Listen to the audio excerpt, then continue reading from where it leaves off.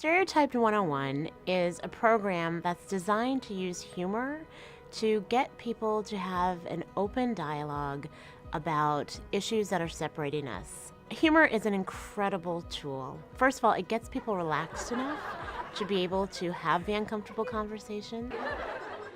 I don't know if you guys realize this, but I'm black. No, I say that because sometimes I'll get on stage, especially when I'm just doing straight comedy, and people stare at me, right? Because they're like, that hair, that behind, but that voice, no, not so much. At my senior year of high school, I starred in an all-white production of the play A Raisin in the Sun.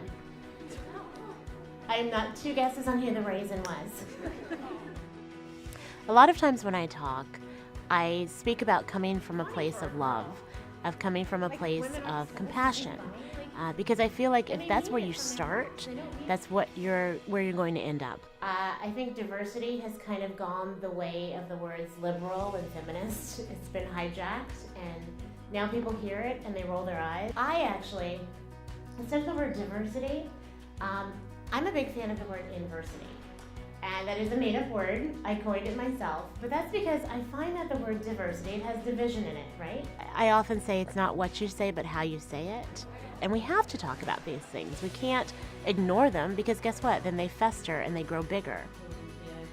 I talk a lot about my personal life because I think that's what this is all about. It's about making a connection. And when people can see that you're coming from a place of authenticity, that you're real and you've had these experiences, you've had these moments in your life, then not only does it make it believable, it makes it relatable.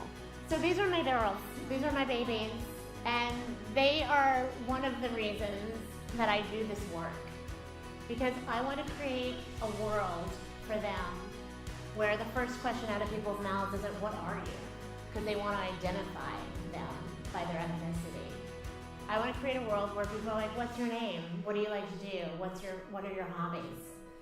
I hope that when someone hears Stereotype 101, when someone comes to one of my programs, they walk away with an understanding that we are really, truly all coming from the same place. And I hope that they take away tools that give them new ways to communicate, new ways to think about something. Because so often people ask me, well, how do I address this?